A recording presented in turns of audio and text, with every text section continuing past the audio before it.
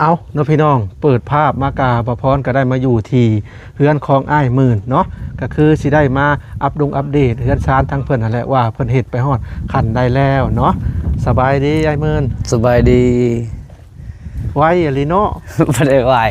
ก็เห็น ถือว่าไว้ได้สำหรับข่อยเมื่อวานนี่ข่อยก็มาเนาะ โดย มาแล้วก็ช่วงเที่ยงแล้วก็เพิ่นเฮ็ดช่วงบ่ายจนค่ำ แม่น แล้ว แห ก็ ละ ถือว่า อันนี้ช่วงบ่าย เห็น เขาให้ พวก ช่วง ราคาเลย ค่ำนี่ตัวนี้ก็ให้ตอนเช้านี่ ถ้าแม่นว่าบ่ติดงานดองนี่คือสิได้มุ้งบ่มื้อนี้ ชักแล้วจะมื้อจะได้มุง มื้ออื่นบ่ สิตัดตัวนี้อีกตัดให้มันเพียง นั่น สรุปแล้วไม้แป้นก็ถือว่าเหลือเนาะ โดย ก็สิสามารถแบบคันห้องได้เนาะ โดย โอ้ไปเบิ่งดูไม้แป้น ไป ยังพอได้คันห้องอยู่ดอกข่อยว่า ยังเป็นจังหวัด10กว่าแผ่น ยัง17ก็ถือว่ากานี่ก็ถูกต้องอะลีเนาะพี่น้อง แม่น นี่ แหละ ดิยังประมาณ3ตับ โดย ยังจักแผ่นไอ้หมื่น 1 2 3 4 5 6 7 8 9 10 11 12 13 14 15 16 17 โอ้ 17 18 19 ยัง19แผ่น ถือว่าได้คันห้องแล้วก็คันอีกห้องหนึงเป็นส่วนหนึงเนาะ โดย อันนี้ไม่เรือบ่ โดยไม่เรือเลยเฮาสิใส่บอลก็มันบิดแนวนั่นนะ อ๋อกับบ่เรือดอกเพิ่นยังสิต่อเติมอยู่ โดย ข้างในเส้นอีกเส้น โดยหันบ่ได้ใส่นี่ก็เอาว่าสิใส่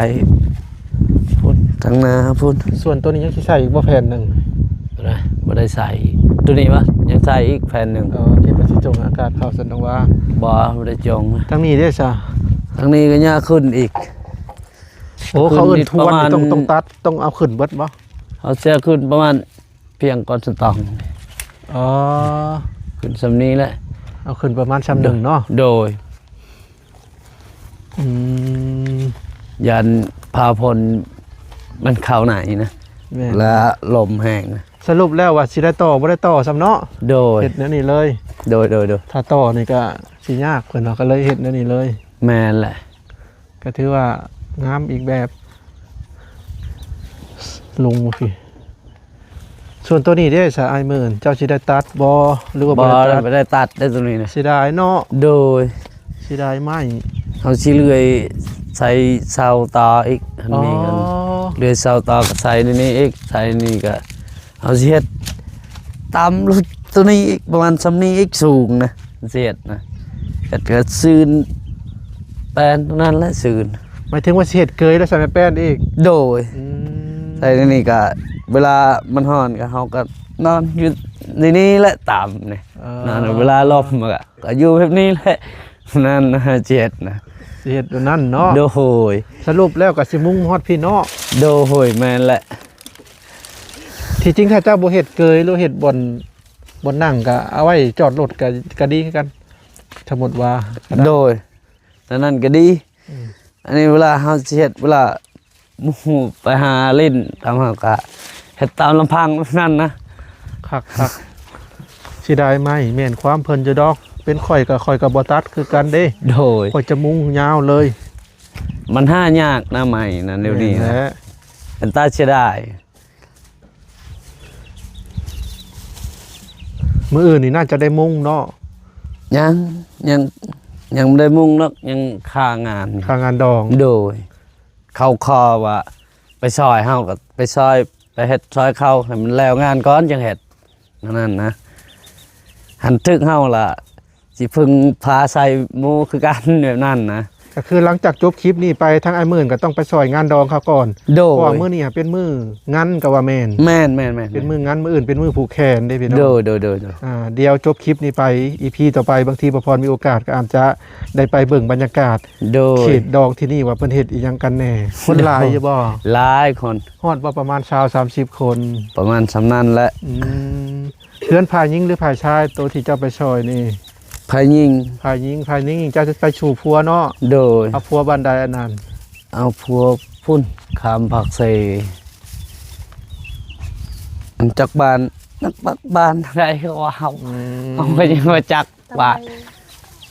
ถ้าว่าเป็นเฮือนฝ่ายซ้ายนี่จะคือคืนได้งานดองเนาะ โด ห ย รือว่าฝ่ายหญิงก็คือคืนคือกันบ่ โดยแม่นแหละ เป็นระบบแรง บ่เขาบ่ได้เอาตู้บ่ได้ บ่ เต้ ได้ น มีเครื่องเสียงบ่ โดยหันมีของเสียงนี่ก็เต้นและ ต้องกระเต้น ก็เต้นและก็แนวเมาก็ลิ้นเนาะก็ฟังก็ลิ้นก็เต้นแล้ว อืม แล้วไม่ได้เมาก็ไม่ได้เต้นนะ คนอายุจักปีสร้างครอบครัว คนประมาณ13 14นี่แหละ วัยรุ่นนี่เนาะ โดย อืม บ่ได้ใหญ่นะคนนะ อืม แค่ที่เวียดก็มาฮอด มาฮอดหมด เวียดนี่มันคนอยู่ว่ะ โดย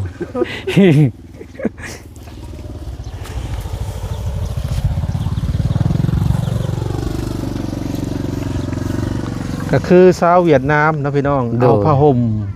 เอากระซามพวกพวกหยังหั่นแหละมาแบบมาหาแลกแมวแลกหมาเขตนอกนี่เด่นนี่เพิ่นก็ไปไกลนี่เด่นเพิ่นเดียวบ่พรจะซูมให้เบิ่งอันนี้ข้างล่างก็ตะกรุงอันนั้นก็สิเป็นหมา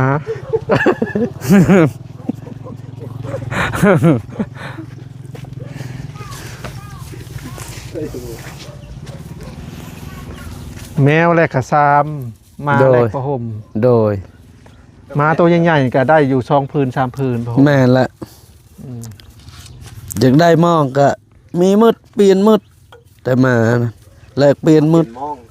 เปลี่ยนหมองก็ได้ ม้านี่ได้ โดย แค่บ้านเจ้าเคยมาเปลี่ยนมอง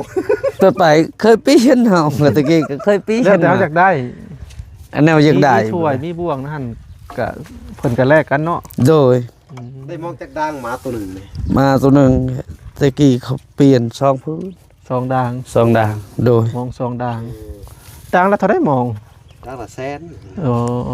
ทีนี้เขากินกับไรงามได้หมาตัวหนึ่งได้เป็นล้าน แม่น โดย ล้าน2 ล้านเนาะ โดย อยากไปเที่ยวว่าเวลาเวียดนาม แต่เขาแรกผ้าห่มแรกมองอะไรเนาะ โด เอา ย หน่อยบ่เล่นแรกไอ้มือนะเอาขี้ข้านนะ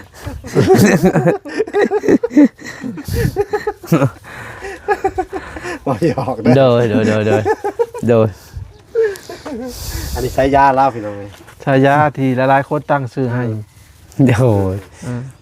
กะยาเนาะ โดยแม่นแหละ เขาจะว่าจะได้กะยา หมูชื่อว่าวนั่นไงก็ว่าว เขาตั้งสายยาจนมีผู้ใหญ่ซอยก็ดีได้เนาะ โดย ถ้าเฮาบ่ได้ขี้ข้านพี่น้อง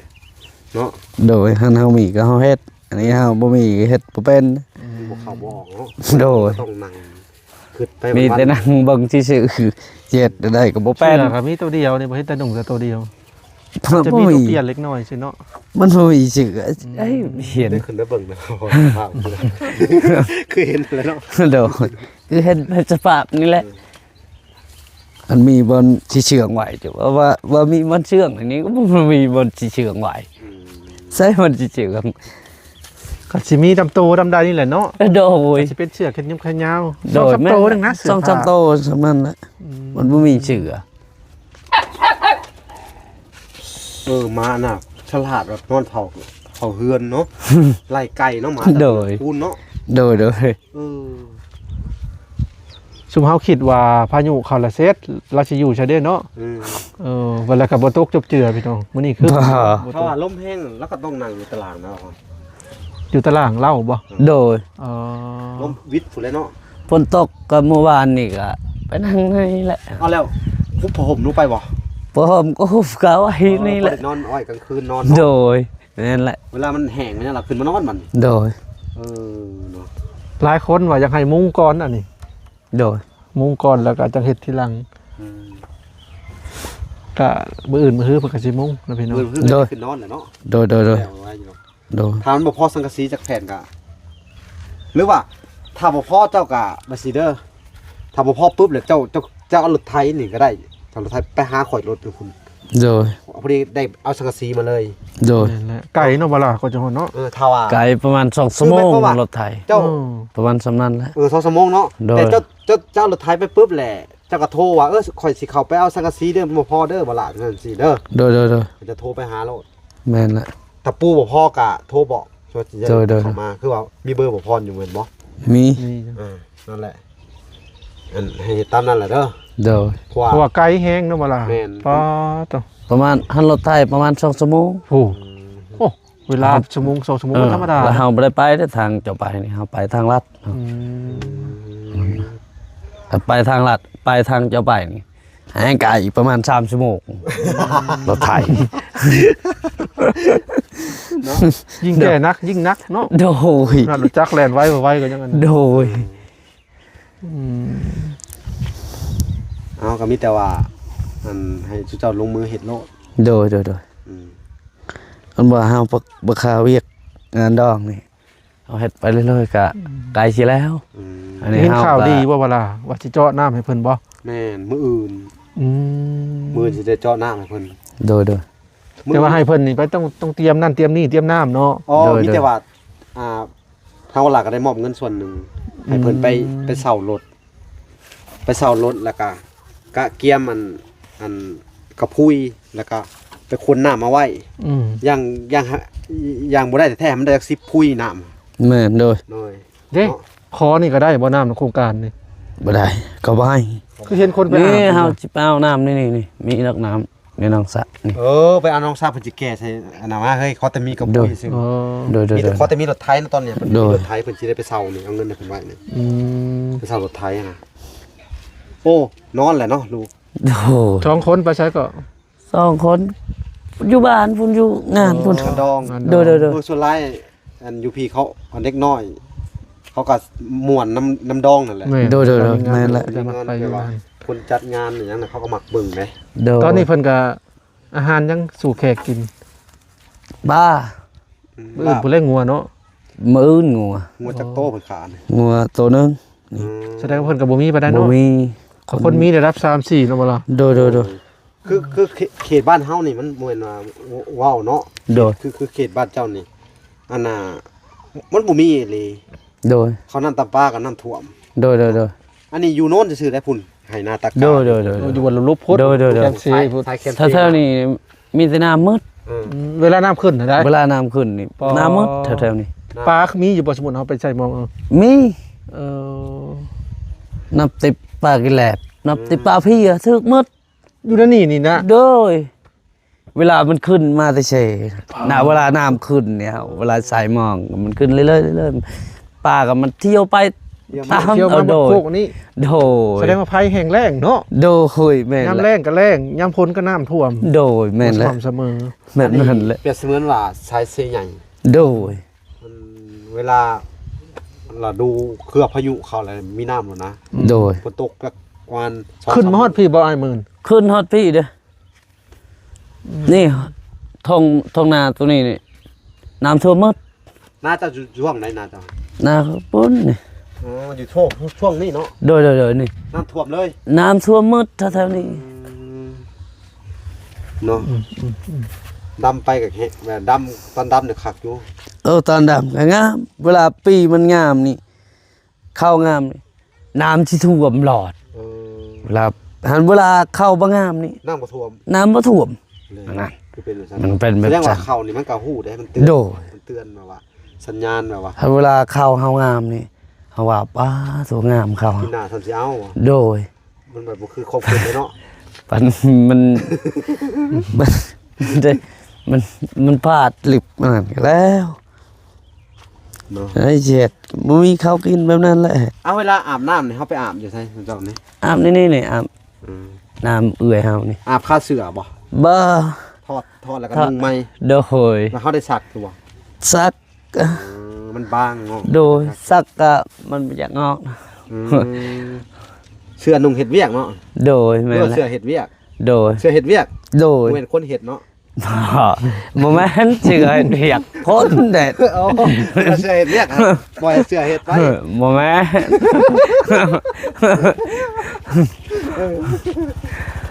เนาะ ไปอ้ายพาขึ้นเบิ่งทางเทิงเฮือนหน่อยไป ไป นี่ได้เฮือนหลังใหม่ตัวนี้บันไดนี่จะเอาตัวนี้เลยบ่ บ่เฮาสิเปลี่ยนใหม่ เฮ็ดชั่วคราวซื่อๆเนาะ โดย บันไดระยะห่างเนี่ยบ่ซ้ำกันเด้อเนี่ยตัวถี่ตัวห่าง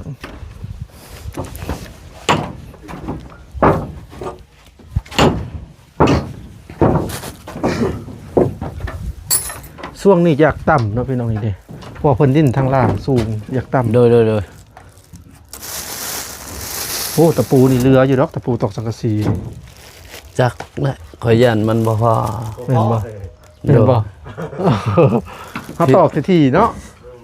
ผิดตัวนี้นี่อาจจงสิพออยู่ตะปูตัวนี้ นี่เด้อคันเด้อไปแป้นทอนี่ โดย แล้วก็คันนี่อีก เจ้าให้คันแบบนี้ แบบนี้เหรอว่าคันนี่ นี่แหละในใจเขาก็อยากเอาขึ้นนั่นแหละมื้อนั้นเว้ากันอยู่กับเรานะ อย่าขึ้นละมันนะมันยากนะมากขึ้น มันยากทีแรกก็เว้ากันอยู่ว่าอยากให้เราต่อเสาดังตัวนี้นะ อยากให้เพิ่นเราเป็นที่แหละมันแข่งกันนี่ได้แต่แอวหนึ่งเนาะ อาศัยก้มรอดไปนั่งนั่นน่ะเนาะ โดย เวลานั่งนี่หัวชนเด้นี่งูเจ็บเลยหัวเนาะ โดย ต่อ6ต้นเนาะตัวนี้ก็ต่อแล้วก็โด่งเลยโด่งแต่เพิ่นว่ามันยากก็บ่เป็นหยัง นั่นแหละทำเราพอขึ้นมาเขาต้องลืมบอกว่าแต่แรกของให้เอาขึ้นสูงแน่ยังน้อย บอกก็สูงเสานี่มันบ่สูง ตัดที่ เสา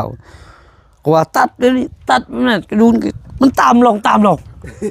นานดูก็โอ้ยปลึกมันสอ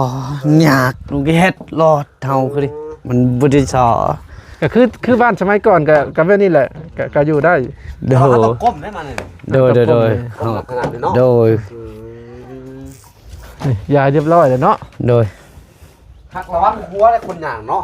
โดย ไม้ก็มีแต่ไม้ดีๆทั้งนั้นเด้พี่น้องเอ้ย ไม่มีแต่ไม่งามๆครับ ซึ่งเวลาจ่ายไปค่าราคาไม้จักล้านเวลา 3 ล้าน6 3 ล้าน6แสนเอาพรจ่ายไป8ล้าน5แสนรวมเป็น อันนี้ฮะ 10กว่าล้าน เส้นต้นนี้ฮะมันควรอยู่คอมเมนต์อยู่มันควรอยู่ตะหลุมเนาะ เพราะมันต่ำเด้ช่วงเทิงมันต่ำ นี่ฮักอันนี้ฮะเฮ็ดตามความรู้ของเพิ่นเนาะ แม่นละ เพิ่นความรู้สิแต่ว่าเรื่องอันนี้มันก็ถ้าเพิ่นเฮ็ดสิมันก็บ่ได้เปลืองแป้นเนาะปกติคนเฮาสิมีหน้าต่างอะแต่เพิ่นเฮ็ดแบบบ่มีเลยเฮ็ดแบบว่าอาศัยแบบว่ากันฝนเลยนะ กันพลอย่างเดียว บ่ให้ฝนสาดเข้ามาในหน้าต่างเลย โดย เพิ่นจะนิ่น แม่น ยำ ละ พล เล่นเนาะ ฮ้อนบ่เป็นอย่างใดอยู่ที่นี่นะเพิ่นจะมักจะนิ่งยำพลเป็นหลักฮ้อนจะได้เพิ่นก็อดทนนะเพราะเพิ่นเคย โดย ตาย โด แม่ ยแม่นละ แม่ ส่วนหลายเขตนอกนะ เนาะ หลายคนก็คือเว้นใส่หน้าต่างว่ะนี่สิมีประตูเข้าอยู่บ่เวลา สิเฮ็ดประตูให้เพิ่นอยู่ให้ทำไมต้องสิเลือให้มันนะแล้วจุงบ่ช่องไว้นี่เฮ็ดประตูให้ อ๋อ สิสั่งกันน่ะวงกบก็ว่าประตูมาให้เด้อ โดย ให้มันปิดเปิดได้ เป็นประตู ที่แต่ เข้า เปิดทางเดียวเปิดทางเดียวเนาะ หรือว่าเจ้าที่เอามาคั่นอยู่พี่บ่ บ่ เพราะว่าเช็ดอย่าอยู่นี่ คือให้เราแอมนี่แอมนี่ โดยเฮาสิเฮ็ดแบบนี้ นี่เป็นแอ เฮ็ด ม นี่ มา มาสินี่ เออ เฮ็ด แอมมานี่แอมมานี่แหละจงประตูเข้าอยู่นี่ ให้ใครเข้ามาในโล่งเลย โดย บ่ข้างในให้มันเป็นบ่อนนอนบ่อนอยู่เลยแหละก็เวลาเราสิไปเฮือนหลังให้ล็อกไปทางนอกพี่ เอ่อ ตัวนี้ซ่านบ่อนเรานั่งลิ้นอย่างประมาณนี้ โดย อ่า ประมาณนั้นบ่ โดยนี่ก็มันเรือแปลนเนี่ย เออ เฮ็ดแบบนี้เฮ็ดอันนี้ก็เฮ็ดช่วมต่ออีก แล้วแต่ตัวอาหารแล้วแต่ตอนเรือใหม่แล้วก็เฮ็ดตัวนี้ เฮ็ดส่วนเนาะ โดยแล้วหันมันบ่เรือล่ะก็ยา มิแต่ว่าให้เจ้ามาปิดประตูอยู่นี่นี่ โดย เปิดอยู่นี่แบบเดียวนี้เนาะเวลาเฮาไปหัวไปสวนหรือไปไหไปนากับปิดไว้ แม่นแหละ เครื่องของสำคัญเฮานะ โดยแม่นแหละ เนาะอนาคตไปบ่แน่ได้ถึงเลขมีคำใส่ไว้ในเฮือนเนาะ บ่คิดผ่านนั้นแล้วความพัดประตู เป็น ผ่าน ที่ นั้น คนหนึ่งว่า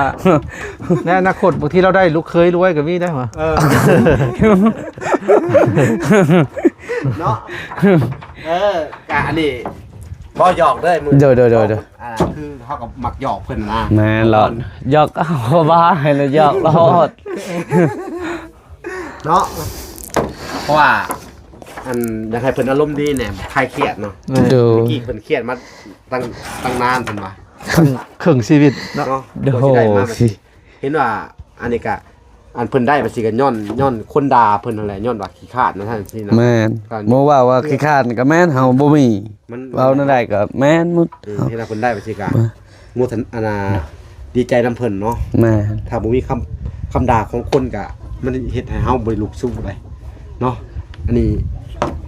คนด่าหลายเท่าไรเราแห่งดีใจเรามีกำลังใจสู้ต่อย้อนคนด่า โดย แม่นบ่ โดยแม่นแหละหมู่ดา เอา เฮาบ่ว่า โอเคไอ้หมื่น อืม โดย สำหรับคลิปนี้บพรกะสิได้คอโต จบคลิปก่อนเด้อ โดย นี่แต่ว่ามื้อหน้ามื้อในก็ ถ้า สิ ได้ ได้ เพิ่นพาไปเบิ่งงานดอง จบคลิปนี้ไปก็ติดตาม EP ต่อไปพี่น้อง เด้อ สิพาไปเบิ่งงานดองต่อ โดย อยากเห็นบรรยากาศงานดองเก่าๆ อยู่ใน เนาะ หมู่บ้านนี่ เด้อ เนาะ แม่ ไฟฟ้าก็บ่มีหยัง ยังบ่มี หรือว่าเป็นหมู่บ้านชนบทเลยก็ว่า โดยนั่นแหละ เอาพี่น้องเอ้ยสำหรับคลิปนี้ขอตัวไปก่อนเอาไว้โอกาสหน้าเอาไว้คลิปหน้าพอกันใหม่จบคลิปนี้ไปก็สิไป โดย เบิ่งวิถีชีวิตงานดองเขตบ้านทางไอ้หมื่นว่าเป็นจังใดเนาะ โดย ไปไอ้หมื่นไปแล้วสบาย โด ดี ยสบายดี